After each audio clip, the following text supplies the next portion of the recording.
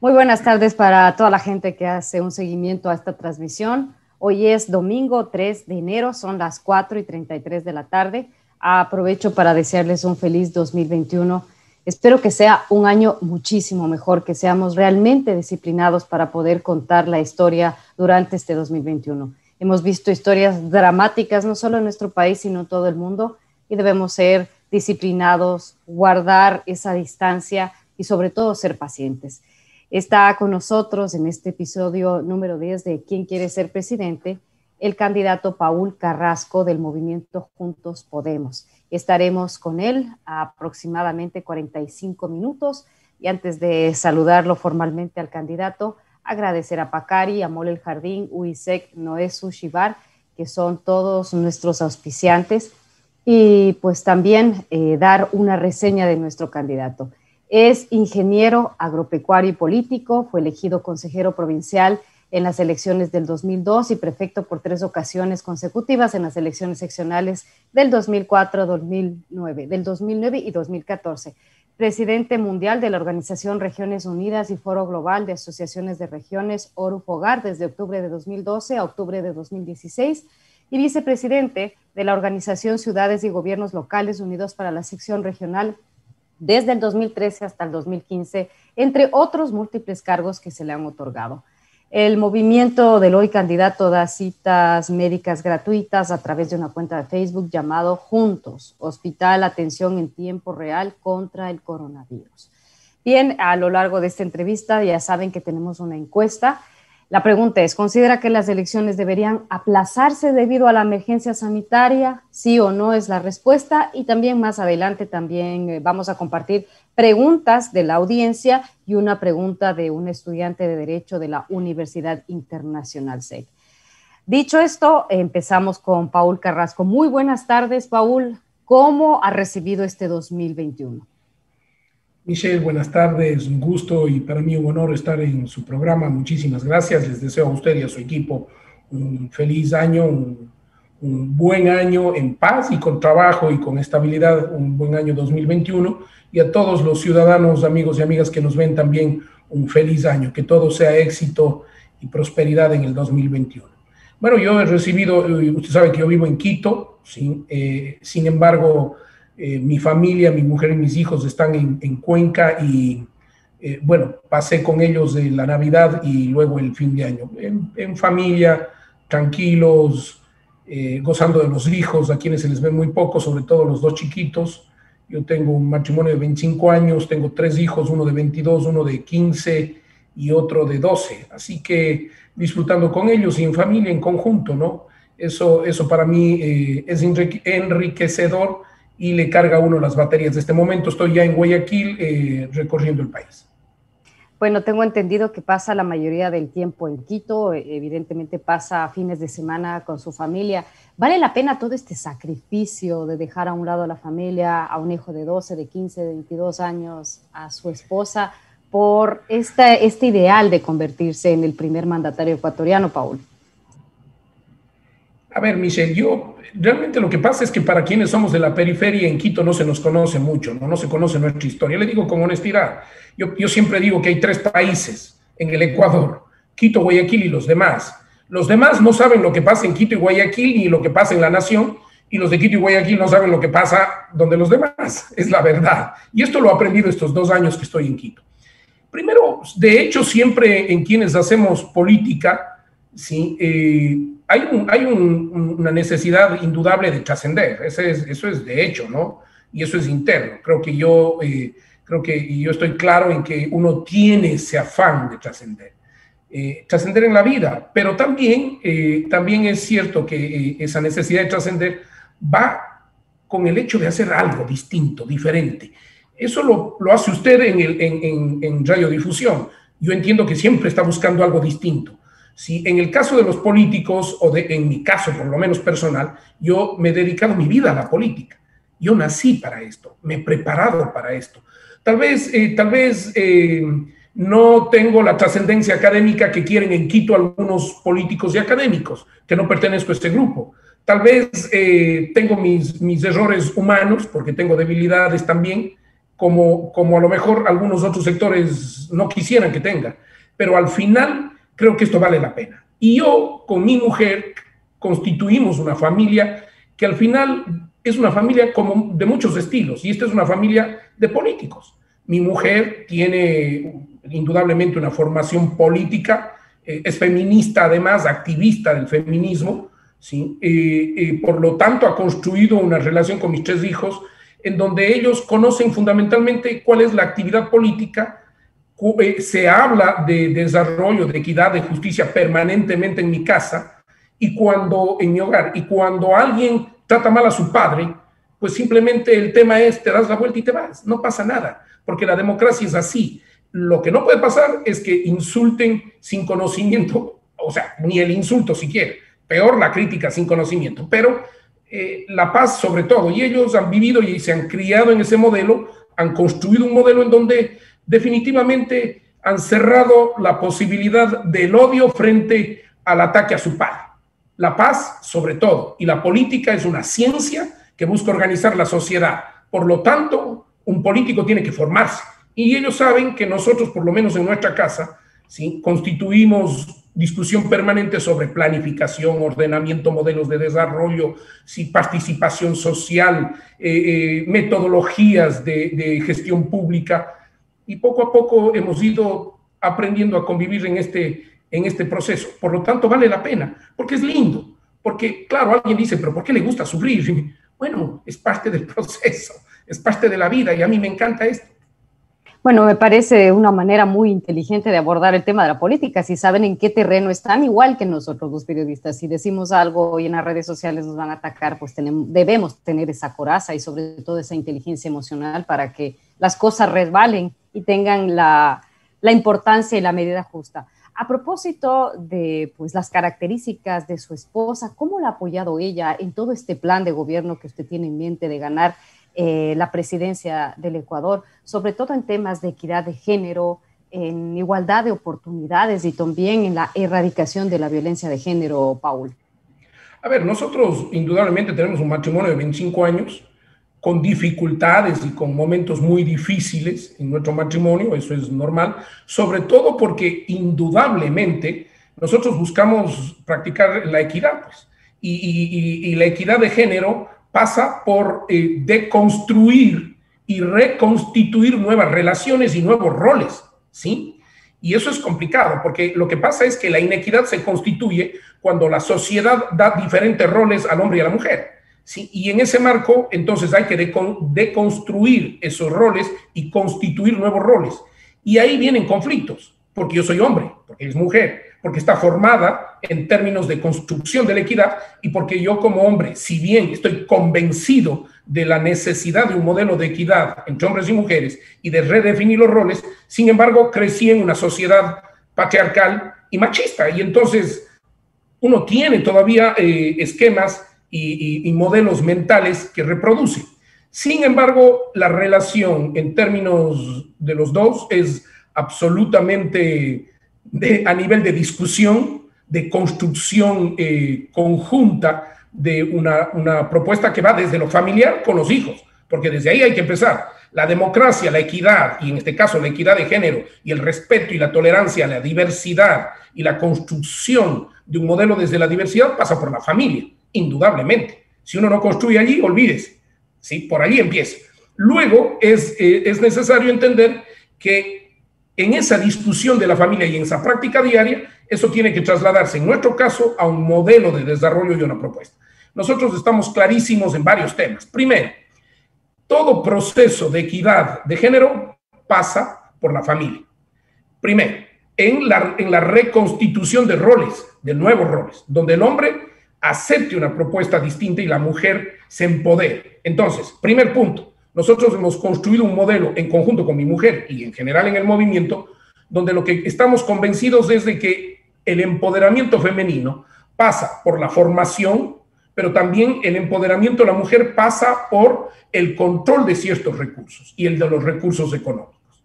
Más allá de que si es que tiene el control de los recursos económicos por por manejo, por recibir directamente recursos económicos por un trabajo remunerado, o porque efectivamente maneja la familia y en ese marco tiene que controlar los recursos económicos. ¿Por qué?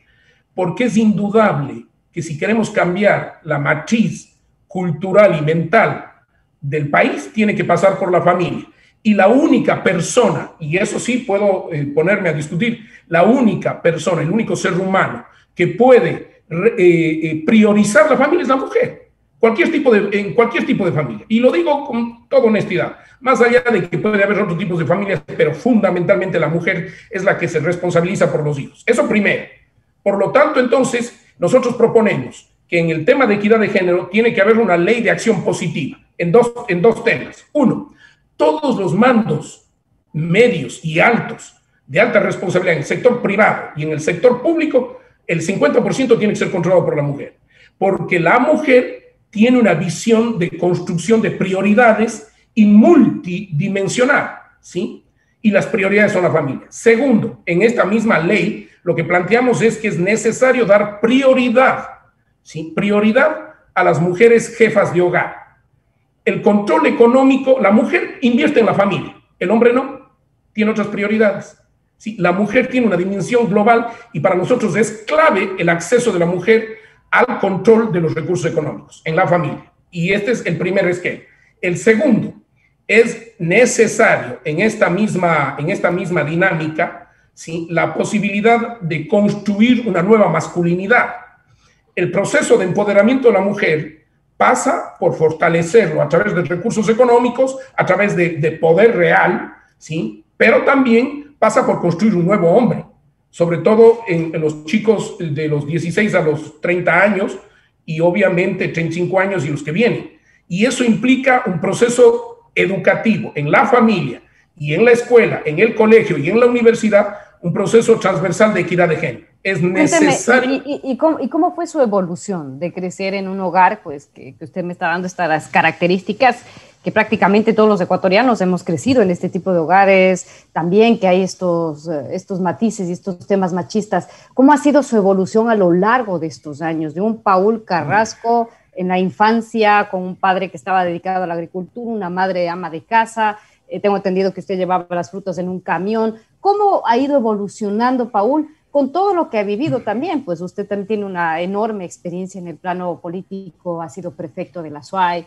en un momento perdió las elecciones a la alcaldía de Cuenca. Sí. Me gusta mucho que usted tuvo esa capacidad de reconocer de que tal vez algo había fallado y que también se aprende de perder. Pero ¿cómo ha ido haciendo esta evolución y creciendo Paul hasta convertirse en este Paul Carrasco del 2021? Bueno, el Paul Carrasco del 2021 también tiene defectos, pero yo creo que hemos madurado. Sí, indudable tenemos más virtudes, creo. Por lo menos lo digo yo, si no lo digo yo, ¿quién lo dice, no? Pero, a ver, yo crecí tradicional, indudablemente patriarcal, indudablemente machista. Con esto no estoy atacando ni a mi padre, ni a mi madre, ni a mis hermanos. O sea, era en su momento los roles que les da la vida, pues, y que piensan que eso es lo correcto. Pero creo que con todos los procesos tuve la ventaja, primero, de formarme en las organizaciones sociales. Yo trabajé mucho tiempo, 16 años de mi vida, en desarrollo local, antes de ser prefecto. En organizaciones, trabajé en el Fondo Ecuatoriano Canadiense, en el Fondo Suizo, trabajé para las Naciones Unidas, para el Programa de las Naciones Unidas para el Desarrollo, para el Programa de Pequeñas Donaciones, con la Oficina de Investigaciones Sociales y el Desarrollo, de cual soy parte. Es decir, eso en términos de territorio, de construcción, me dio la posibilidad de entender la dinámica de la equidad, ¿sí?, entendida desde la equidad en la relación entre indígenas, entre afros, mestizos y obviamente entre hombres y mujeres. Uno. Dos, la suerte de casarme con una feminista, es decir, con una mujer empoderada, a quien le agradezco muchas cosas de la vida, porque ya a esta altura decidí quedarme allí para siempre, ¿sí?, por el amor que le tengo y porque, y esto no es por quedar bien ni con ella ni públicamente, sino porque tuve la suerte de tener una mujer que construyó un hogar, pero desde la perspectiva de entender la equidad en los derechos y de hacerse imponer también en sus derechos.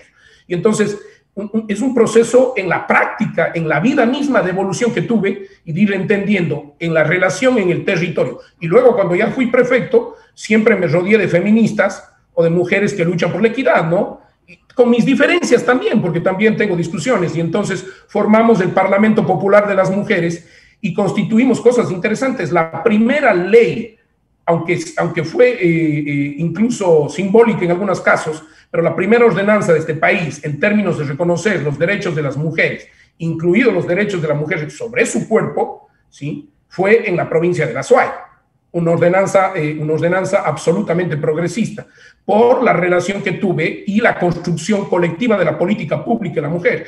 Todos nuestros proyectos, Michelle, en la prefectura estaban con un eje transversal de la equidad de género. Es decir, tratábamos de que siempre esos proyectos se construyan desde la equidad con los hombres y las mujeres.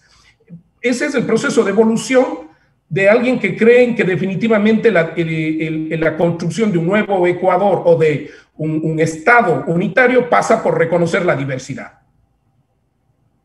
Bueno, a quien llegue a Carondelet, pues le va a tocar un reto bastante complicado. Es decir, el país ya estaba viviendo una crisis económica y encima nos cae la pandemia. De ganar, Paul, ¿cuáles serían sus primeras acciones para, pues, sacar adelante a este país? Estamos, me parece, de valientes realmente tratar de tomar las riendas de un país que está complicadillo, ¿ah? Y encima con una pandemia, no es un país de primer mundo que ya haya empezado la vacunación. No hay ese plan, como por ejemplo pasa en Europa, que hasta tal tiempo ya estará vacunada toda la población y vendrá esta protección de efecto rebaño. ¿Qué acciones va a tomar de ganar? Y además que le he visto que usted está muy convencido de que va a llegar a la segunda vuelta. Bueno, lo que pasa es que siempre piensan que a los que no nos nombran no vamos a ganar, pero hay que convencerse, y yo creo que además hay que ponerle ganas a esto, porque además hay que verle lo positivo de esto, ¿no? Realmente nosotros ya ganamos. ¿Y en qué? El otro día ayer me leía mi mujer un artículo y me decía, ella lee mucho Los Cuatro Pelagatos, ¿sí? Y decía, Paul Carrasco ya se cree ganador. Yo lo que dije es que en un debate que ya hemos ganado porque siendo de la periferia, sin pertenecer a grupos económicos, sin pertenecer a grupos políticos ni de Quito ni de Guayaquil, más allá de que he participado, he tenido relación, pero no soy parte de esos procesos. Por lo tanto, estar aquí de candidato a la presidencia para nosotros y para el movimiento, tener vida después de lo que hemos pasado, es un logro y es una ganancia. Bien, el tener un plan implica demasiadas aristas, demasiadas cosas, ¿sí? Y entonces es realmente algo bastante complicado. Yo mismo escribí el plan, luego el plan que presentaron al CNE mis compañeros del movimiento y hombres y mujeres, lo editaron, lo cambiaron, pusieron una cosa, eso es la democracia.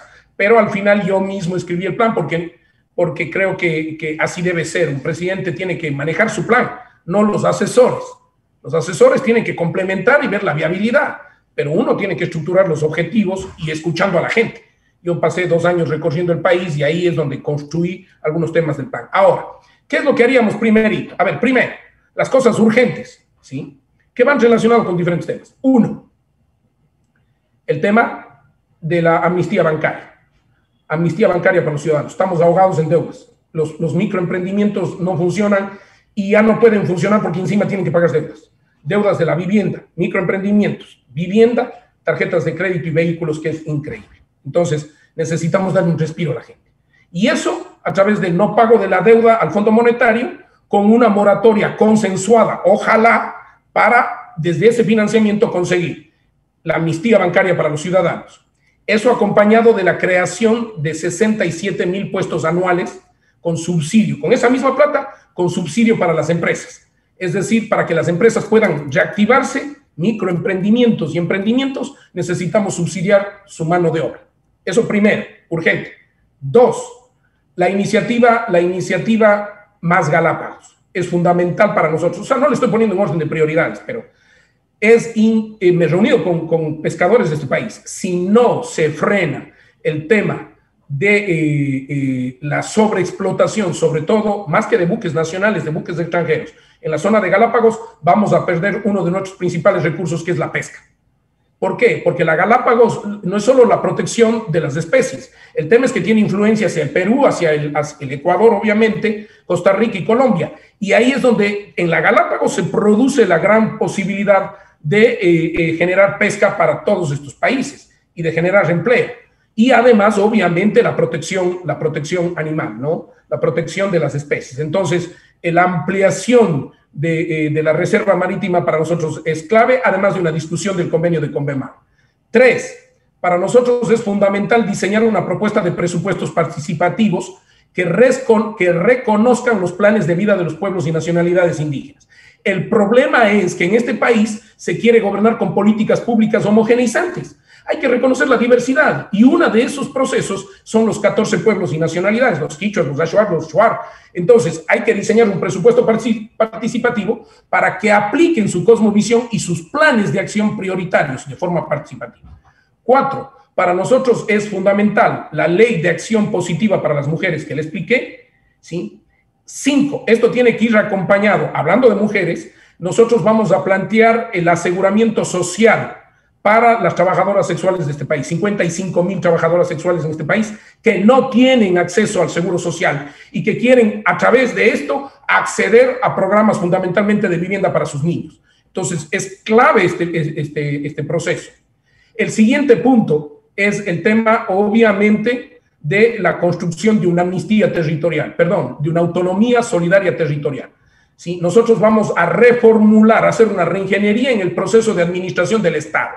El Estado, como está funcionando, si ustedes ven, los mismos van a hacer lo mismo. El problema es que hay que rehacer la administración del Estado, como una empresa. Cuando su emisora no tiene ingresos o está fallando, hay que reestructurar la administración para que se vuelva más eficiente. En nuestro caso, el tema es cómo mejorar la vida de los cómo hacerle más eficiente al Estado, mejorando la vida de los ciudadanos. Para esto, una autonomía. Donde se produce, se paga. Donde se paga, se invierte, salvo sectores estratégicos. Los territorios que no son autosostenibles, les daremos un plazo para que se vuelvan autosostenibles. Ya basta de depender de Quito y Guayaquil, o de Cuenca en algunos casos. Tienen que definitivamente volverse territorios autosostenibles y no dependientes del petróleo. Tenemos que liberar el petróleo para que se vuelva un fondo solidario y de crecimiento. Y bueno, finalmente para nosotros es fundamental la constitución de una propuesta de reforma ambiental que democratice los recursos naturales y proteja los recursos naturales en el país, fundamentalmente en el tema de las áreas de reserva que no están bien manejadas y que creemos, fuera de lo de Galápagos, obviamente, que creemos que es necesario trasladar a los territorios y reconstituir un proceso de fortalecimiento de los derechos de la naturaleza. Esto entre varios temas inmediatos que creemos que es necesario. Y finalmente, algo que es clave, necesitamos, en dolarización, necesitamos recursos inmediatos. Nosotros nos consideramos demócratas. El principio fundamental de nuestro movimiento es la democracia para la convivencia. Nosotros nos consideramos demócratas social nacionalistas. Yo soy un demócrata social nacionalista. En ese marco, nosotros, mire, demócratas por la participación social y la construcción de democracia en la familia, no solo en la votación. Social porque creemos en la equidad y la justicia, en la equidad en el acceso a las oportunidades. Y nacionalistas porque no creemos en los modelos de izquierda o derecha. Yo vengo de una formación de izquierda, del movimiento revolucionario de los trabajadores, pero creo fundamentalmente, y con esto termino, Michelle, creo fundamentalmente en un modelo con 100, 200 modelos a la ecuatoriana. Y en ese marco, a mí no me importa de dónde venga la plata. Vamos a constituir zonas de libre circulación de capitales de acuerdo a un plan de ordenamiento productivo del país, donde vengan dólares de donde vengan, ingresen en bancos nacionales o en bancos extranjeros en esas zonas, generen intereses y si quieren se vayan sin pagar impuesto a la salida de capitales, no importa, pero de los intereses con los que se van a ir, un porcentaje tienen que invertir en los negocios potenciales que vamos a hacer por cada territorio, en la producción potencial. Por ejemplo, si lo hacen en Guayaquil, banano, si lo hacen en los ríos, banano y gramínea. Si lo hacen en Cuenca, línea blanca, lácteos y cerámica o paja toquilla, y así en general. Muy bien, está con nosotros en nuestro 10º episodio de ¿Quién quiere ser presidente? El candidato Paul Carrasco del movimiento Juntos Podemos. Recuerden que tenemos una encuesta, considera que las elecciones deberían aplazarse debido a la emergencia sanitaria. Más adelante también compartiremos preguntas de la audiencia y de un estudiante de Derecho de la Universidad Internacional SEC. Bueno, Paul, usted es ingeniero agropecuario, ha tenido toda esta experiencia a través de la familia, con un padre que se dedicaba a la agricultura. Usted tiene un plan articulado en el tema de la agricultura. La verdad, Paul, ¿usted cree que la agricultura nos puede dar de comer y pagar las deudas? Y también me gustaría que me hable de cómo ve la agricultura en esta época contemporánea, ya no como se la veía en los años 50. ¿Cómo debemos ver a la agricultura con estos temas como el calentamiento global, con la pandemia? Hay que recordar que el agua ya está en la bolsa en Nueva York y por su escasez se comercializará como otro bien. ¿Cuál sería un buen modelo en el plano de la agricultura? A ver, Michelle, y a los amigos y amigas que nos ven, nosotros siempre decimos, no prometemos, proponemos, ¿sí? Y hay que hacer propuestas. Primero, creo que la agricultura es fundamental para la alimentación y sí nos puede dar de comer. No creo, y lo digo con toda la sinceridad, que al ciclo corto, digamos, en corto tiempo, pueda resolver el tema económico del país. Hay que buscar otras alternativas, como le digo, las zonas de exención tributaria, libre circulación de capitales. Ahí tenemos el tema del crecimiento de la Reserva Internacional de Libre Disponibilidad a través de títulos a valor futuro de las utilidades de las eléctricas, de las telefónicas, el tema de minería bajo suelo a través de una ley, monetarizarlo y ponerlo en la reserva. Bueno, hay una serie de cuestiones. En la agricultura sí podemos hacer lo siguiente y debemos hacer lo siguiente. Primero, hay que trabajar en dos temas, la agricultura comercial y la agricultura para la seguridad alimentaria, que quedó claro que en las condiciones actuales nos dieron de comer. Porque fíjese usted, sí, que en Cuenca, mientras estuvimos encerrados un tiempo, yo estuve primero en Quito, ¿sí? Cuando fui a Cuenca, ya no comprábamos naranjas de Chile, comprábamos naranjas de Manabí y en mejor calidad y más baratas. O sea, al final, la agricultura nacional reemplazó a la importación de productos agrícolas y al final nos sostuvieron. Ahora, entonces, la agricultura de alimentación y la agricultura comercial. Con la agricultura de alimentación, ¿qué hay que hacer? Vamos a tener que determinar en las ciudades cuál es el requerimiento energético por persona. Eso lo hice yo en la prefectura y lo hice con el Ministerio de Bienestar Social. Uno determina cuál es el requerimiento energético por persona dependiendo de la ciudad. Y lo que hace es, dice, ese porcentaje de energía se puede, ¿sí? Alimentar o reemplazar, digamos, o constituir, perdón, esa es la palabra, con alimentos tales y tales y tales de tal zona. Por lo tanto, entonces, inmediatamente entra una política a las unidades de producción familiar en el país para promover esos alimentos endémicos de la zona que van a requerirse en el mercado de las ciudades. Pero eso pasa por constituir empresas agrícolas provinciales, que lo hará el gobierno con el Ministerio de Agricultura, eliminar el doble rol de función, constituir con las prefecturas unas empresas agrícolas que den asistencia técnica vía telemática, vía redes sociales, ya le voy a contar, es como el hospital, igual podemos funcionar, ¿sí? Pero en términos modernos, ¿sí? Vía celular, vía computadora, en las zonas donde hay internet por lo menos, y dar atención técnica a las unidades de producción familiar y además de esto constituir centros de acopio.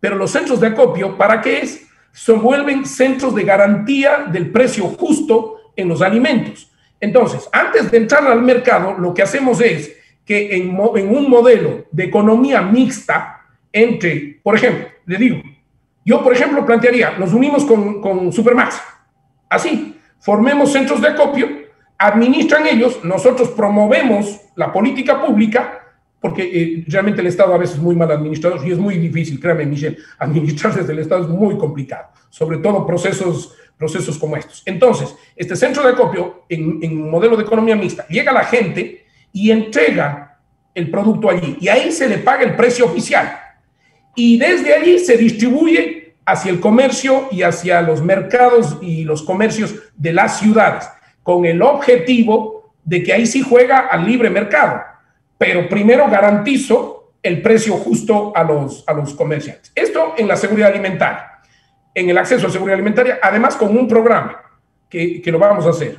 Acceso universal. Yo soy de los que creo que los niños de 0 a 6 años deben tener acceso universal a los alimentos de manera gratuita, fundamentalmente lácteos y alimentos con vitaminas. Claro, ¿sí? Es el momento preciso para el desarrollo cerebral, neurológico, evidentemente. Y yo lo hice. Nosotros teníamos 21,000 madres que dábamos lácteos en una alianza con Nutrileche, leche gratuita, 1 litro diario a cada niño, ¿sí? A 45,000 niños en Cuenca, Pauta y Gualaceo. Y lo hicimos. Bueno, pero bueno, más allá de eso. Lo otro es, en la agricultura comercial, ¿qué hacemos entonces? Por ejemplo, banano. Vamos a armar un plan de ordenamiento productivo del país en la agricultura. Banano, que es los ríos, Guayas del Oro, por decirle, varios productos. Naranja en Caluma y Manabí, por decirle el corredor de Azuay, Pichincha y Manabí y Chimborazo en lácteos, el tema de las gramíneas y así. Definimos los productos y hacemos lo siguiente. Primero revisamos qué insumos por producto se requieren en importar, porque hay cosas que no producimos aquí, pero para producir lo nuestro necesitamos importar, ¿sí? O maquinaria agrícola, etc. Entonces, ¿qué hacemos? Arancel cero por 2 años para bajar el costo de producción. El gran tema de la producción agropecuaria y en general de la producción del país es que al dolarizarse, defendiendo la dolarización, que nos da estabilidad, pero al dolarizarse se elevaron los costos de producción y no podemos competir con nuestros vecinos. Entonces hay que bajar. ¿Cómo? Arancel cero para los insumos. 2, crédito al 2%. Necesitamos, y ahí tenemos una propuesta para la banca privada y pública, ¿sí? Necesitamos bajar el interés al 2% por lo menos para recuperar inmediatamente. 3, todo lo que signifique valor agregado, 5 puntos menos en el valor agregado en la agricultura. En estos productos del plan de ordenamiento, 5% menos en el impuesto a la renta, para motivar valor agregado. Supongo, póngale banano, ¿sí? Smoothies de banano, papilla de banano. No puede ser que con el rechazo, los chilenos, con el rechazo del banano nuestro, estén vendiendo papilla para niños. Nosotros deberíamos hacerlo, ¿sí? Tercero. Cuarto, seguro agrícola. Necesitamos darle estabilidad al agricultor para que tenga un seguro, asegurada su producción en caso de desastres naturales, plagas, etcétera, ¿sí? Y eso se lo puede hacer. 5, necesitamos modernizar, pasar a una evolución tecnológica de la agricultura. ¿Qué significa esto? Primero, georreferenciar todos los productores del país. Un gran censo nacional que se lo hizo alguna vez, pero no se lo manejó bien. Manejado a través de las empresas agrícolas territoriales. ¿Sí? Esto, un gran censo, ¿para qué? Para saber qué producimos, en dónde producimos y cuánto producimos. Y con eso podemos tener el control de lo siguiente. Si ya sabemos cuánto vamos a producir y cuántas hectáreas de arroz tenemos, cuánto nos significa eso en producción, con qué agricultores, por lo tanto, sabemos que vamos a cubrir o no la demanda nacional en el marco del análisis energético que tenemos. Si no, lo que hacemos es entonces importamos para completar la demanda local. Si hay más oferta, cerramos la importación y protegemos a nuestro productor, ¿sí? Dependiendo de la oferta y la demanda nacional. Pero en esa misma lógica necesitamos, con este proceso vamos a generar a través de las redes sociales atención inmediata. Todos los agricultores tienen que acceder a un celular y a red. Y por lo tanto, en vez de tener con costos altísimos gente en el ministerio que no tienen carros, que no pueden movilizarse, le vamos a poner en una computadora y va a tener sectorializado su territorio. Este territorio, milagro es mío, tantos productores, y entonces los señores agricultores se conectan, le mandan una foto y le dicen qué hago con este problema. Y el señor le atiende. Y además de esto, lo que sí quisiéramos lograr, ojalá en la gran evolución, es fumigación y manejo técnico con drones. Ahora la agricultura moderna se maneja con drones, que es facilito, si no es complicado, drones hay. ¿Cuánto es la inversión para el gobierno nacional? Calculamos que alrededor de unos 30, 40 millones de dólares de lo que hicimos, pero controlado con drones y fumigando con drones. Este es el proceso global de lo que planteamos en términos de una evolución de la seguridad alimentaria desde la agricultura y desde la agricultura comercial. Muchísimas gracias. Un saludo a todos quienes siguen esta transmisión en vivo. Ya saben, el martes estará esta entrevista también en mi canal de YouTube, Michelle Oquendo Sánchez. El jueves tendremos un resumen en Instagram TV y también el audio completo de esta entrevista en Radiovisión, en mi programa Desde mi Visión de 3 a 5 de la tarde. Y a propósito de las personas que están siguiendo esta transmisión, tenemos una pregunta de Caro Ruiz. y que también va de la mano de esta inquietud que tenemos como ecuatorianos, del manejo de la salud, qué se va a hacer dentro del manejo de la salud, la emergencia sanitaria y todo lo que estamos viviendo y fundamental, cómo vamos a proteger nuestra salud los ecuatorianos. ¿Se ha pensado mantener el hospital juntos o sincronizarlo con el IES en el caso de que gane? Es la pregunta de Caro Ruiz, que está viendo esta transmisión. Muchísimas gracias a Carlos Ruiz y a usted, Michelle, siempre por darnos el honor de estar en su programa. A ver, básicamente lo siguiente. Claro, el Hospital Juntos nos dimos cuenta que es parte de un modelo de gestión nuevo que queremos implementar. A ver, para ponerlo, lo voy a tratar de hacerlo más rápido. Primero, vamos a crear el Consejo Nacional de Salud, el Consejo Participativo Nacional de Salud, médicos, ministerio, etcétera. Un solo ministerio. Vamos a unir la salud del IES con el Ministerio de Salud y con el Ministerio de Bienestar e Inclusión Social, un solo Ministerio de Desarrollo Humano. En el marco de este Consejo de Salud vamos a crear consejos de salud cantonales, en donde integremos el tema también de saneamiento ambiental y de riesgos. Presiden los alcaldes o las alcaldesas. Este Consejo de Salud cantonal, ¿qué va a hacer? Va a dividir las provincias, sobre todo en la zona rural y en las zonas urbanas, por cada 5.000 habitantes en las zonas urbanas y por cada 3.000 habitantes en la zona rural. Vamos a poner con el Consejo Cantonal de Salud una unidad de atención médica cercana. ¿Qué significa eso? Sí, una doctora y 2 enfermeros, 3 personas. Pero sí, en ese territorio vamos, por lo tanto, a universalizar la salud. No nos interesa de qué condición económica es usted. El gran problema del sistema de salud nacional es la consulta. Se congestiona. Imagínense que de cada 100 casos, 70 son consultas. Por eso es que usted va al IES o va al ministerio y le dicen, venga, en 3 meses. Porque va a la salud. La salud tiene que ir donde la gente. Y por eso fue el fracaso de la atención del gobierno en la pandemia. Entonces, ¿qué tenemos que hacer? ¿Sí? Acercar la salud a la gente a través de esta territorialización. Usted pertenece, por ejemplo, a la zona, no sé, se me ocurre, de Calderón.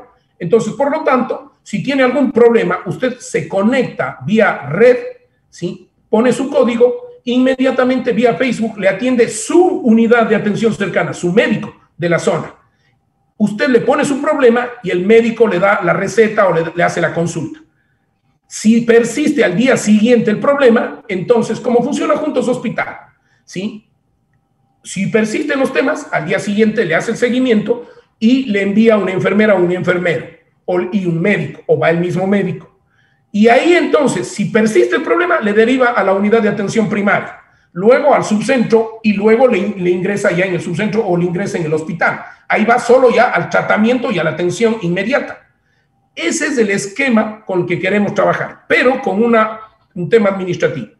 En cada zona cantonal, en cada provincia, vamos a crear un operador, una unidad de operación. ¿Qué significa eso? Que el operador lo que va a hacer es independiente del Estado. La salud sigue siendo pública y gratuita, pero este operador va a ayudarnos a administrar con un fideicomiso de los fondos del 10% que hay que poner en el presupuesto de la salud. Este rato es el 6.4, me parece. Lo que queremos es que ese operador se haga cargo de varias cosas. Uno, primero, de pagar a los médicos a tiempo. Segundo, de que las bodegas estén absolutamente controladas y con medicamentos desde la unidad de atención primaria. Tercero, que efectivamente se le va a pagar a este señor por persona sana, no por enfermo tratado. Entonces, mientras menos enfermos haya, más ganará el señor. Es al revés, Michelle. Y a Caro, que nos escribió, tiene que estructurarse un país, tiene que medirse no por los enfermos tratados, sino por las personas sanas. Pero paralelo a este operador, ¿sí? Para que se vuelva eficiente el sistema de salud, el modelo que estamos planteando, vamos a sacar del IES y del Ministerio de Salud la unidad de auditoría. No puede ser que el IES y el Ministerio se hagan ellos mismos la auditoría, pues. Por eso mismo pasa lo que pasa, pues. Sí, hospitales repartidos, bodegas con medicamentos caducados, negociados. Y esta unidad de auditoría va a ser con concurso, pero van a ser secretos. Tiene que haber una forma a través de la sociedad civil. Estas unidades de auditoría no serán conocidos. ¿Para qué? Para que haya independencia y puedan fiscalizar el manejo de los operadores y obviamente también al sistema de salud. Ese es el modelo general y les invito a que ingresen a Juntos Hospital en tiempo real hemos llegado a 2,5 millones de personas, hemos atendido 1,670,000, son 67,000 personas tratadas de COVID y 1,670 salvadas la vida, efectivamente, por el tema de COVID. Y en ese sentido, voluntario y gratuito, perdón, Michelle, voluntario y gratuito, ¿no? Sí. ¿Cómo se va a manejar? Perdón. Solo con las ganas de hacer cosas distintas, sin regalar nada, sino construyendo voluntariamente con médicos, con communities, con gente que piensa, construyendo una propuesta distinta para el país. ¿Y cómo van a salvar estas diferencias, estas brechas tecnológicas? Me pongo a pensar tal vez en un señor, una señora de 80 años que necesita atención y que no sabe, primero que no tiene una computadora, o si la tiene tendrá necesidad de que alguien le ayude.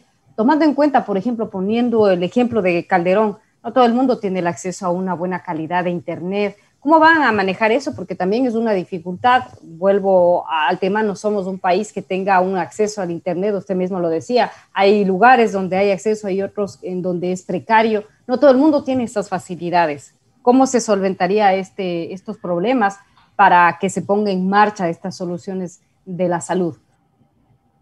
Fíjese que en este año, cuando hace 10 meses, 11 meses nos pusimos a discutir, porque ya veíamos venir la pandemia, porque además discutíamos que debemos tener un movimiento que facilite cosas. Usted puede entrar también a juntos593.com y ahí, por ejemplo, verá varias de nuestras propuestas, pero ya puede inscribirse en nuestro programa de movilidad inteligente a través de las motonetas y motocicletas, pero luego podemos conversar de eso. A ver, el tema es el siguiente. Ya discutíamos sobre esto y decíamos, a ver, efectivamente, hay un problema, ¿sí? Pero nos quedamos locos cuando vimos que 13,800,000 personas en el Ecuador tienen Facebook vía teléfono. Nos impresionó. Entonces dijimos, no es Instagram, no es Twitter, es Facebook. ¿Sí? No es vía telemática, porque lo otro de la vía telemática no es en tiempo real. Facebook sí, y Facebook nos aprobó. Entonces, esa es la primera ventaja del volumen con el cual uno puede acceder a la población a través de esta red social con el Ministerio de Salud. Imagínense usted. 2, claro, hay un problema. Hay gente que no tiene, ¿sí?, la capacidad de acceder a la red, pero sí al teléfono. Por lo tanto, ¿sí?, por eso creamos las unidades y planteamos las unidades de atención cercana, porque usted puede llamar por teléfono también, ¿sí?, indudablemente, para pedir la asistencia.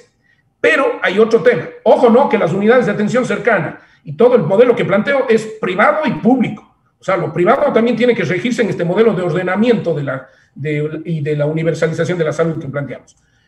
Pero luego también nos dimos cuenta que hay zonas donde no hay cobertura de internet, obviamente, un 30%. Ahí hacemos la unidad de atención médica cercana, sí, recorriendo las viviendas. Ahí sí se hace al estilo anterior, digamos, en donde priorizamos. En todo este modelo se prioriza la prevención, la promoción, antes que el tratamiento. Esa es, sí, la atención primaria. Por lo tanto, entonces, que las unidades de atención cercana en estas zonas donde no hay internet recorren efectivamente de vivienda en vivienda haciendo prevención y promoción. Muy bien, seguimos teniendo más conexión de la gente que está viendo esta transmisión por medio de Facebook Live. El martes tendrán esta entrevista por YouTube, el jueves en Instagram TV un resumen y también el audio completa en Desde Mi Visión por Radio Visión. Bueno, Michael Sandel es un profesor de Derecho de la Universidad de Harvard y en su obra La tiranía de la meritocracia sostiene que el populismo es el resultado del fallo del centro izquierda en haber cuestionado los principios del capitalismo y haberle cedido el juego. ¿Usted cree que el populismo en Ecuador es el resultado del fallo de los partidos y de los movimientos políticos en sus objetivos más elementales, Paul? Yo no sé si sería el fallo de los partidos y sobre todo del centro izquierda o de la izquierda, ¿no? O sea, yo creo que en definitiva la cultura mismo latinoamericana es populista, me refiero. Aquí hay una cultura absolutamente informal en la ciudadanía, mucha informalidad. Hemos construido un modelo desde la izquierda, desde la derecha, desordenado, ¿sí?, sin un proceso de reflexión. Los partidos de derecha han generado también populismo y acercamiento a la gente desde el regalo, desde el Estado paternalista, y lo mismo ha hecho la izquierda, ¿sí? Podría pensarse que efectivamente los partidos políticos son los responsables, pero no creo, es un proceso de construcción. Ecuador tiene un poco más de 200 años que realmente, comparado con Europa o con China o con Japón, Asia, somos niños empezando como república, me refiero como estados que buscan viabilidad. Pero en esa misma dinámica, sí, el problema, sí creo que el problema de los partidos políticos y sus líderes ha sido pensar desde arriba y no desde abajo. ¿Sí? Entonces, al pensar desde arriba, ¿sí?, han estructurado un modelo típico de Estado unitario como ha funcionado en el mundo entero. ¿Sí? Sin embargo, unitario, me refiero en términos de política pública homogeneizante, de tratar de unirnos a la fuerza, pero yo he llegado a la conclusión de que el país en sí mismo, muchos de los sectores no se sienten parte del Ecuador, porque no rescatamos esa diversidad. Es decir, si no reconocemos la medicina indígena, la medicina ancestral, si no reconocemos la diversidad del pueblo afro en Esmeraldas, que tiene otra lógica absolutamente distinta, si no reconocemos, yo no sé, la diversidad entre territorios, Cuenca, Macas, Pedro Carbo, San Lorenzo, entonces no logramos estructurar propuestas que hagan que ese ciudadano que vive en ese territorio se integre al Ecuador y se sienta ecuatoriano. Entonces, se sienta perteneciente a un Estado. Lo que hay que hacer en este momento, entonces, es dar un giro y primero entender que no vamos a resolver los problemas en 4 años. Primerito. O sea, cambiar la cultura. O sea, todo el mundo piensa que hay que elegir al hombre, que va a cambiar el país. Ahí tiene toda la razón y me alegro que entremos con este punto realista porque todo el mundo cree que va a salvar el mundo, el Ecuador, por lo menos en 4 años. Imposible. En 4 años es imposible. Y peor si es un nuevo. Y peor si es que alguien viene de la función pública, privada. ¿Y a usted no le parece que esto de decir así la verdad no le perjudica? Porque finalmente... Sí, pero Michelle, a ver, yo le digo, prefiero ganar diciendo la verdad o quedarme con la certeza de que dije lo que es verdad. Sí, y no gané. Sí, pero hay que decir la verdad, porque cuando vaya a gobernar, ¿sí?, no me voy a desenredar y a meterme en un liazo para decir, sí dije esto, pero ya no lo dijo. No, pues, sí. Primerito, entonces, ¿cómo hay que hacer un modelo de gobierno? Primero, entender que un país diverso necesita participación de la población. ¿Qué vamos a hacer? Parlamentos populares voluntarios desde la sociedad civil en parroquias, cantones, provincias, y desde ahí van saliendo los delegados para un gran Parlamento Popular Nacional. Este Parlamento Popular Nacional, voluntario de sociedad civil, tendrá secciones de la mujer, sección ambiente y de diferentes temas para generar política pública nacional. Este Parlamento y los parlamentos provinciales van a hacer lo siguiente. Primerito, vamos a priorizar los problemas para entender que si bien vamos a diseñar un plan por parroquia, por provincia, por cantón y un nacional, vamos a darle una prioridad. Y ojalá este plan y estas prioridades se sometan a una consulta popular, que es mi idea. Ojalá sea viable. Sí, le digo ojalá sea viable porque ya con todos los problemas que puede haber en este país, pero ¿para qué? Para que por primera vez la ciudadanía sepa que en estos 4 años vamos a resolver 1 o 2 problemas y esté consciente de que el proceso pasa por darle esa responsabilidad a corto plazo y que a mediano plazo va lo otro. Sí, y a largo plazo va lo otro. Y entonces vamos construyendo políticas de Estado sostenible, pero desde la participación social, con el objetivo de que tengamos una ciudadanía que vaya constituyendo una cultura política distinta. Eso no lo dice y no lo sabe cómo hacer un candidato que ve desde arriba. ¿Por qué lo digo yo? Porque vengo desde abajo, porque vengo desde consejero provincial en la periferia, porque viví en Nabón, porque no me constituí en los círculos económicos, no dependo de nadie. Puedo decirlo, Michelle, puedo hablar de no pagar la deuda, puedo hablar del tema de la amnistía bancaria, puedo hablar de todos estos temas y de este proceso de gobierno, porque no dependo, ni siquiera tengo un negocio propio, que me han criticado mucho mi familia, ¿sí? Me encanta esto, he estudiado esto. Primero, entonces no dependo de un modelo económico al que tenga que responder. Es más, la campaña lo hacemos voluntariamente con gente que nos ayuda. Este rato estoy en un departamento, sí, que me presta una compañera del movimiento. Así trabajamos. Y intento llegar así, aunque a ratos entro en desesperación. Fran Vargas, mi vicepresidente, también entramos en desesperación porque nos faltan cosas, pero esta es la verdad. Así estamos haciendo. No dependencia, para no tener complicaciones al tomar las decisiones. 2, no alianza con mafias políticas. Sí diálogo y construcción con sectores políticos y sociales, pero no alianza con mafias políticas. Para no repartir el poder. Y no voy a negociar, por eso voy a armar procesos de participación, porque no vamos a negociar con la Asamblea. Y les he dicho a mis compañeros candidatos a la Asamblea, quieren construir proyectos conmigo, no negocien. Vayan a negociar en las asambleas populares, en las asambleas con las mujeres, en las asambleas con los empresarios. Ahí es donde tienen que construirse las cosas, con la gente. Por eso es que no vamos a pertenecer, ni vamos a dejarnos envolver con esas mafias, pero el mecanismo es escuchando a la gente. Y esto sí aprendí. Cuando me separé en 16 años, cuando me separé de la gente, perdí elección.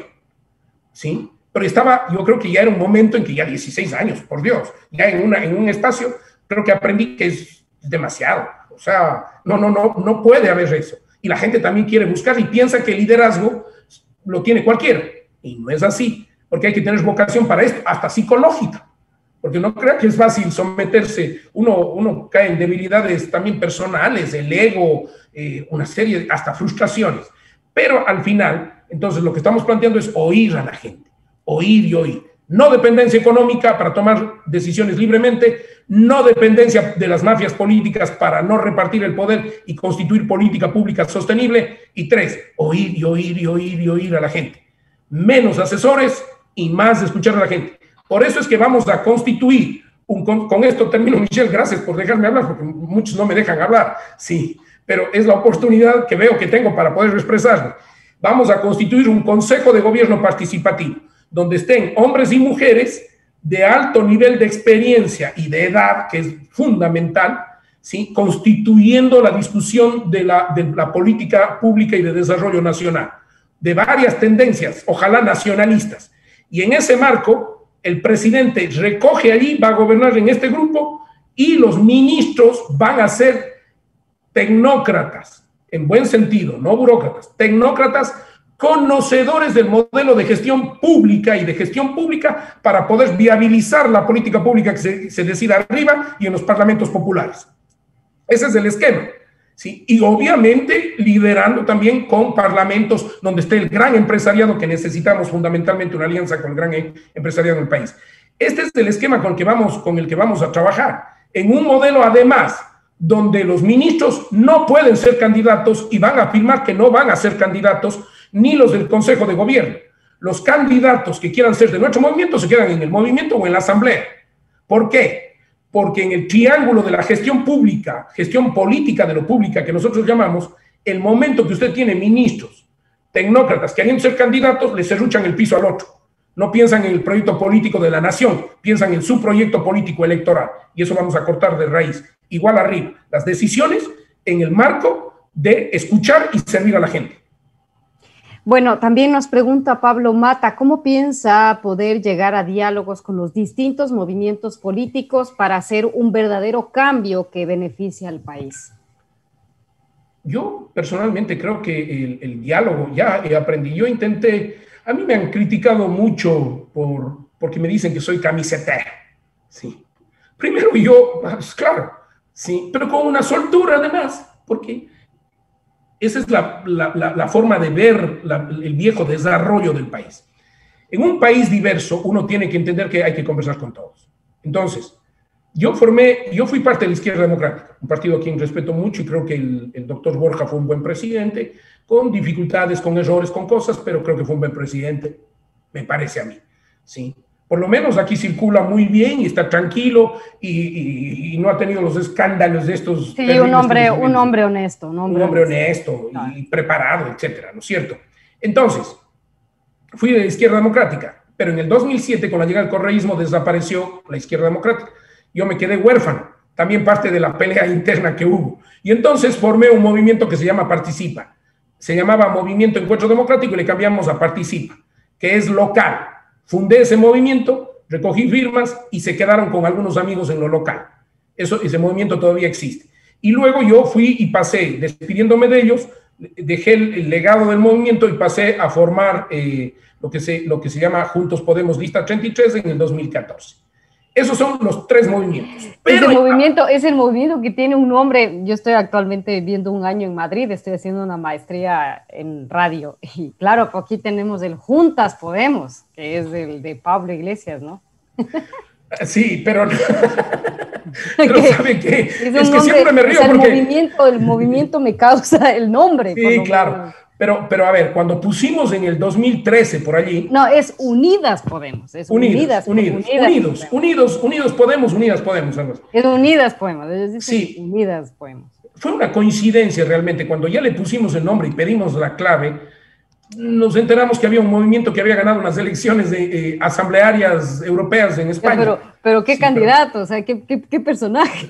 Sí, claro, o sea, nosotros, y ahí sí le digo con toda la honestidad, no tenemos nada que ver con ellos, ni queremos, así de claro, porque los dogmas, sí, y estas formas, ni de la extrema derecha ni de la extrema izquierda, nosotros somos demócratas y creemos en la diversidad, así que por eso yo, en el marco de eso, yo sí me puedo sentar públicamente a conversar con Guillermo Lasso, que me parece un buen tipo, no coincido con su visión, pero le apoyé en su momento.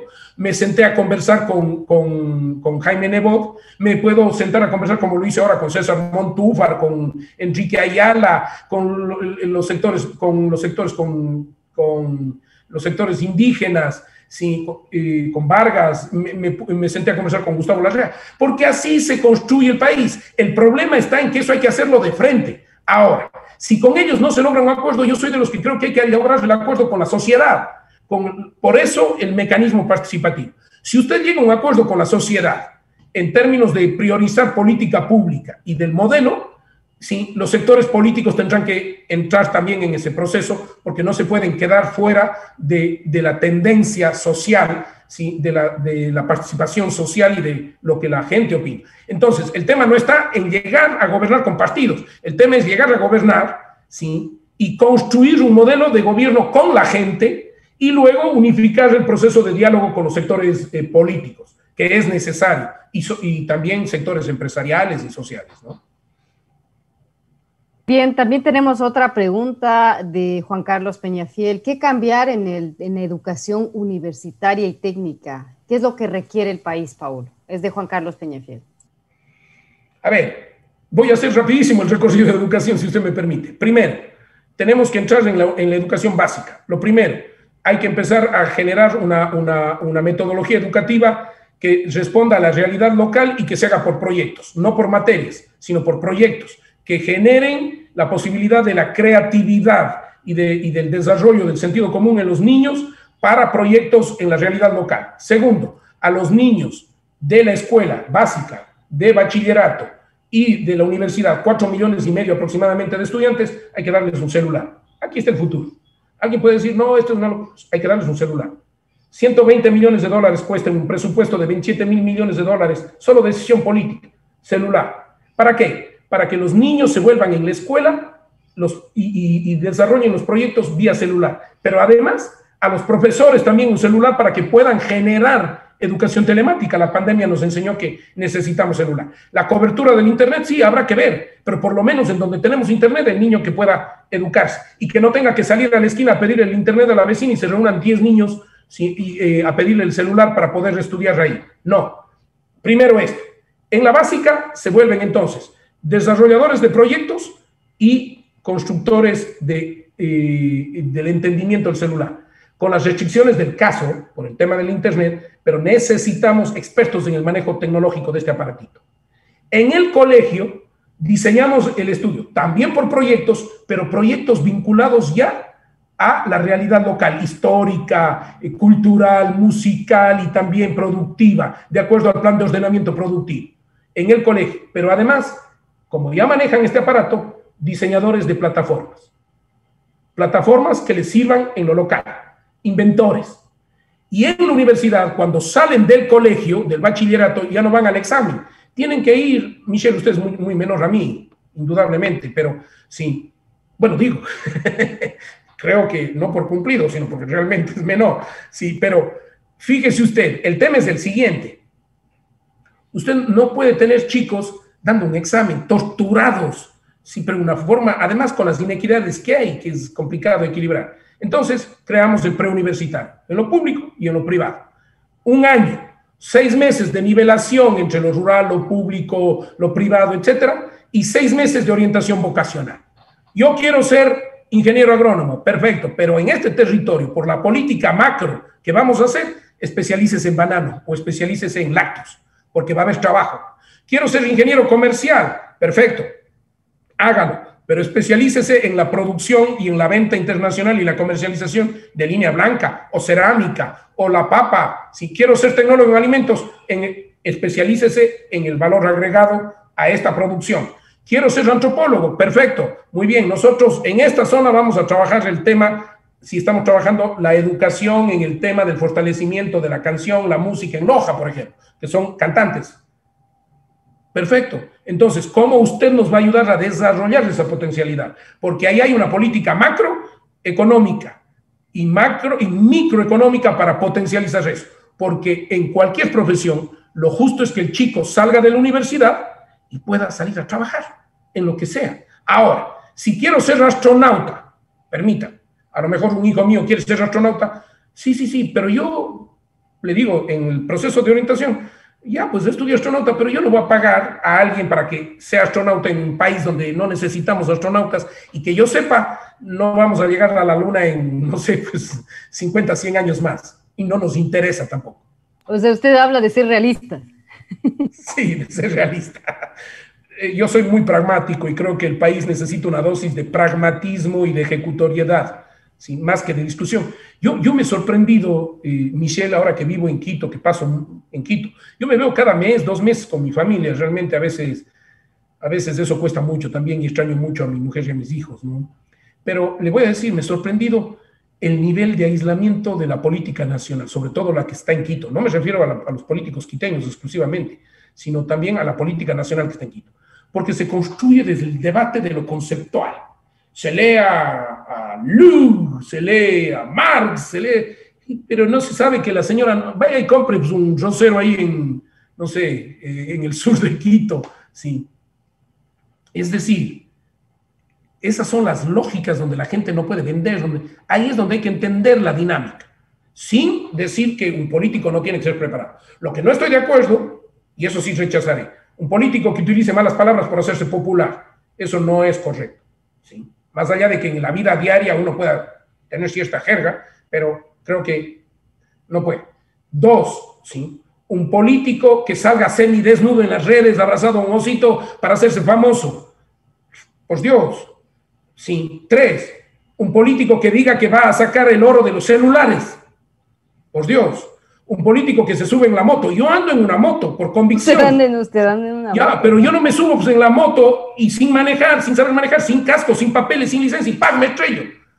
Sí, yo ando con casco, sí, pues. Y en bicicleta también le ha ido mal.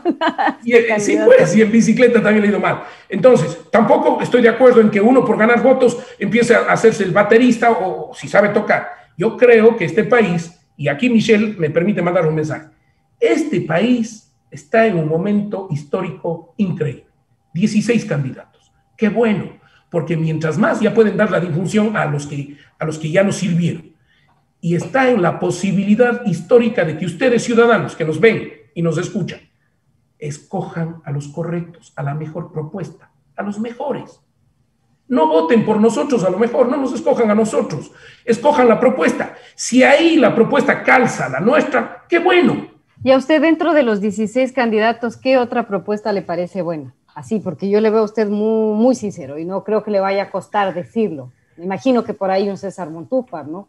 Sí, yo creo que César, no coincido en algunos temas, pero sí. Es un gran hombre. Efectivamente, César es un hombre absolutamente honesto, ¿no? Y yo creo que con César hemos intentado varias veces armar un frente, pero no hemos podido. Creo que por los egos de él y mío y de los sectores que nos apoyan. Usted tiene un gran pero yo ego, creo Paul. Tiene un gran ego, Paul. No, ya se han encargado de bajar, no se preocupe. Sí, yo tengo alguien que me pone a tierra, un cable a tierra, que es mi mujer.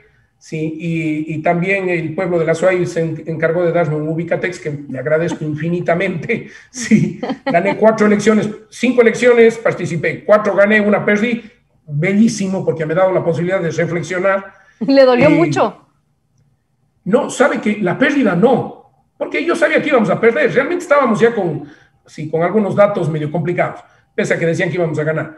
Pero percepciones sobre todo. Pero ¿sabe qué? Lo que sí me dolió es que después de que 16 años ayuda a mucha gente, en Quito, en Cuenca, ¿sí?, le cierran las puertas absolutamente todos. O sea, es impresionante. No puede conseguir trabajo. Si usted ha robado, vive fresco. Pero yo tengo que salir a conseguir trabajo. Sí, y resulta que no consigue, el sector privado ni le contesta el teléfono, mucha gente a la que usted ayudó tampoco le contesta. No me llame, yo le llamaré. Sí. Sectores de la comunicación no le dan espacio para expresar absolutamente nada porque le atacan. Tuve una experiencia directa del gobierno nacional de Lenín Moreno que dio la disposición, así me lo dijeron los alcaldes de nuestro movimiento, a que no tengan ninguna relación con Paul Carrasco, porque no, señor, se acabó. Y esto me lo dijo el mismo presidente de la Asociación de Municipalidades del Ecuador, mi buen amigo, pero me dijo, Paulito, nosotros los alcaldes nos separamos de usted.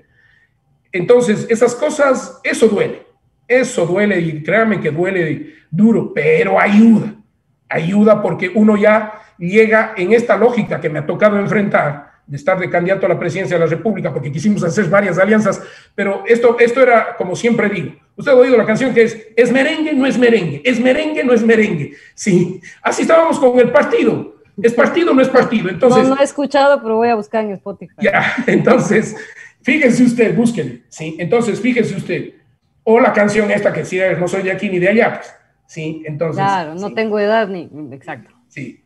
No tengo edad ni fecha en el... ¿Cómo es? Ya se me fue. Es de Alberto Plaza. Ni por venir, sí. Entonces, fíjese usted que resulta que, claro, teníamos partido, nos sentábamos a conversar, pero cuando ya llegábamos a un acuerdo, nos quitaban el partido. No teníamos partido y nos decían, vengan y apóyennos. Cuando íbamos a apoyar, ya nos daban el partido, ya no querían. Y así pasamos un año entero defendiendo nuestro movimiento. Pero claro, eso al final nos dio mucha fortaleza. Yo creo que Juntos Podemos, los que quedamos al final en Juntos Podemos, porque alguna gente se fue por esa inseguridad, somos gente de mucho valor. Yo creo que ganamos muchísimo porque es gente que luchó y está aquí y convencidos del proyecto, ¿no? Bueno, ya nos hemos ido más de la hora con usted a anunciar los resultados de esta pregunta. ¿Considera que las elecciones deberían aplazarse debido a la emergencia sanitaria? Sí, un 44%, no un 56%. Antes de terminar y de una manera breve, para dar paso a la pregunta de la estudiante de la UISEC, ¿por qué eligió a Frank Vargas como su binomio? A ver, a Frank yo le conozco un poco más de un año. Me presentaron... Eso es poco tiempo, ¿ah? Sí, claro que es poco tiempo. Sí, es poco. Yo reconozco que es poco tiempo. Pero lo que pasa es que yo ya goberné en la prefectura con gente que conozco muchos años y me fue malísimo. Entonces... Frank Vargas anda. Frank Vargas anda, sí, porque alguna vez alguien me preguntó hace poco en Cuenca, ¿y cuál es tu binomio? Y yo le dije, Frank Vargas, y me dijo, uy, pero estás viejito. Sí, le digo, no, le digo, por si acaso, el general Frank Vargas, conversado, está bastante bien, pero es mayor, pero es Frank Epiclachima Vargas Anda, ¿no? El hijo. Hace un año, un poco más, nos presentaron en la oficina de un dirigente nuestro amigo se llama la Organización de las Fuerzas del Sur, Marcelo García, un personaje conmigo muy, muy cercano y muy buena gente. Ahí nos conocimos, luego volvimos a hacer una reunión donde participó uno de nuestros doctores y dirigentes, doctores de Juntos Hospital y dirigentes de organización, Edmundo Sánchez, un hombre con una gran visión social. Conversamos con Frank, nos pusimos de acuerdo y fuimos conversando. Al final, en todo el proceso, tomamos la decisión de ir juntos. Frank es una persona con gran carisma, ¿sí? Tiene muchas ideas. El tema de la amnistía bancaria fue una propuesta de la amnistía bancaria ciudadana y lo fuimos desarrollando. De hecho, es una persona muy tranquila, muy humilde. Con nosotros por lo menos tenemos una buena relación y creímos que en ese momento necesitábamos, y este país necesita a dos personas con experiencia y jóvenes y con carácter entre nosotros también, indudablemente. Este país necesita, a ver, Michelle, seamos honestos, en el lío que nos vamos a meter, que no va a ser fácil, un amigo mío sabe decir, Fácil es ganar en el Ecuador, difícil es gobernar y lo imposible es salir y caminar bien. Es imposible. O sea, coincido sí, con su amigo. Sí, entonces, en el lío que nos vamos a meter, ¿qué necesitamos? En el lío que se van a meter, Dios mío. Claro, entonces, pero a ver, entonces necesita primero energía. Y aquí sí hay energía. Somos hombres ya maduros, gorditos, bien alimentados, que nos cuidan con algunos problemas. Hay un término que me encanta, robustos. Robustos. Ya no le digo gorditos, robustos. Sí, comemos todo, no nos hacemos lío. Sí, ya, claro, ya empiezan algunos dolores, algunas cosas pasado los 45, que hay que ya, pues ya es parte de. Pero. Todavía no he llegado a ese punto, ¿ah? Bueno, usted no, todavía le faltan algunos años, pero ya cuando llegue, bueno, en las mujeres es distinto, ¿no? Ya que estamos hablando de eso, sí, saben ponerse un poquito mal genios, pero bueno, eso, sí, le digo con toda la honestidad, he vivido, sí. Entonces, el punto es que hombres con energía, pero definitivamente, sí, con decisión y liderazgo. Y entonces, no podemos tener un vicepresidente, sí, que esté ahí calentando el puesto. Necesitamos un vicepresidente que le entre al tema de seguridad. Y nosotros vimos que Frank es la persona que va a caminar en la calle y se va a meter con la policía y nos va a arreglar el tema de seguridad, que es una de sus líneas fuertes y que coincidimos. Necesitamos un equipazo de gente que esté en la calle trabajando en el territorio y no metido en Carondelet, sino metido con la gente, resolviendo los problemas, con los empresarios, reuniéndose 24 horas diarias. Son 4 años de no tener vida propia y estamos preparados para eso, psicológicamente, incluso por su formación militar. Y luego, lleno de ideas. Entonces dije, este hombre tiene un montón de ideas. A veces incluso cuando se expresa, si sabemos conversar, porque yo ya la experiencia me ha dado, yo también tenía muchas ideas. Frank tiene una cantidad de ideas, muchas, la mayoría excelentes ideas. Y entonces decidimos que necesitábamos un equipo y que hacíamos un equipo efectivamente de energía y con mucho carácter y liderazgo.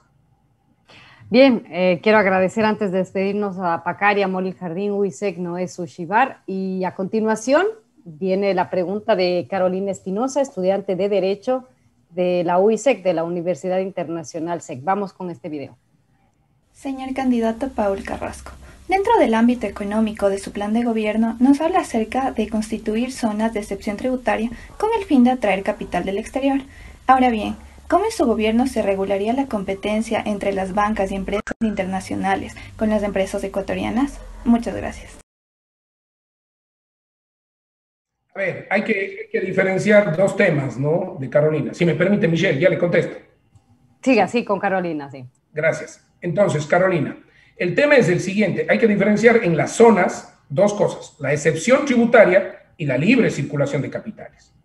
La idea es que si, por ejemplo, a ver, declaramos en el plan de ordenamiento productivo toda la ruta del Espóndilus zona de excepción tributaria. ¿Qué significa? Que, por ejemplo, el turismo en esa zona del Espóndilus va a tener lo siguiente.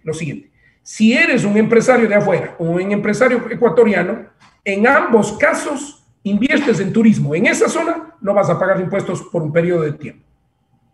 Es decir, no vas a pagar impuestos y no vas a pagar impuesto a la renta, ¿sí? El IVA y obviamente impuesto a la salida de capitales o al ingreso de capitales. ¿Sí? Se le va a dar facilidades, tanto al nacional como al extranjero, con la idea de que promuevan el proceso por un periodo, además de tasas de interés bajo, aranceles cero para el negocio, etc. En el caso, estoy poniendo un ejemplo concreto, la ruta del Espóndilus, si Santa Elena, Manabí, Esmeraldas. Ahora, en esa misma zona vamos a determinar libre circulación de capitales, va en paralelo, pero es un tratamiento distinto. ¿Qué significa eso? Que ahí la banca nacional y habrá banca extranjera que puedan competir por los capitales del exterior. Al competir por los capitales del exterior estamos hablando de gente que puede tener plata en Suiza. O sea, estamos hablando igualito a Suiza, Uruguay, Panamá o Delaware en Estados Unidos. Usted trae su plata, no paga impuestos ni al ingreso ni a la salida. Pone la plata en un banco del exterior o un banco nacional en esa zona y lo que hacemos es simplemente que gane sus intereses y que su plata esté aquí tranquilo. Pero De esos intereses, lo único que le vamos a pedir es que un porcentaje invierta en negocios de turismo. Y al invertir en negocios de turismo, indudablemente va a tener las mismas ventajas en el tema de excepción tributaria que los nacionales y los extranjeros que invirtieron directamente en un hotel o en un resort.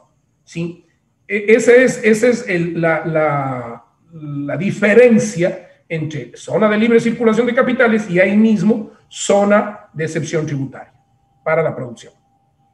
Muchísimas gracias. Ha sido Paul Carrasco, candidato a la presidencia de la República junto al movimiento Juntos Podemos, y estará su binomio es Frank Vargas Anda. Recuerden que el próximo martes tendremos este video en el canal de YouTube Michelle Oquendo Sánchez, el jueves por Instagram TV con mi nombre, y en Radiovisión el jueves el audio completo de la entrevista. La próxima semana, el domingo 10 de enero, estará conmigo Guillermo Lazo y Alfredo Borrero. Así que les esperamos todos los domingos a las 16:30. Que tenga un feliz año, Paul. Le deseo toda clase de éxitos y sobre todo cuídense la salud, porque en medio de la campaña y todo esto hay que cuidarse la salud. Gracias, Michelle. Igual un abrazo fraterno, un feliz año a usted, a su familia y a los ecuatorianos. Dos cosas: escoger bien, con la responsabilidad histórica de preguntarse, no qué va a hacer el Ecuador por ustedes, parafraseando a Kennedy, sino qué hacen ustedes ahora, ¿sí? ¿Qué hacen ustedes ahora por el Ecuador? Es clave. Y dos, cuídense de la pandemia. Y si requieren atención, háganlo en Juntos Hospital en tiempo real, atención gratuita. Gracias, Michelle. Un abrazo. Muchísimas gracias a todas las personas que se han unido a esta transmisión y, por supuesto, un agradecimiento a todo el equipo. Muy buenas tardes.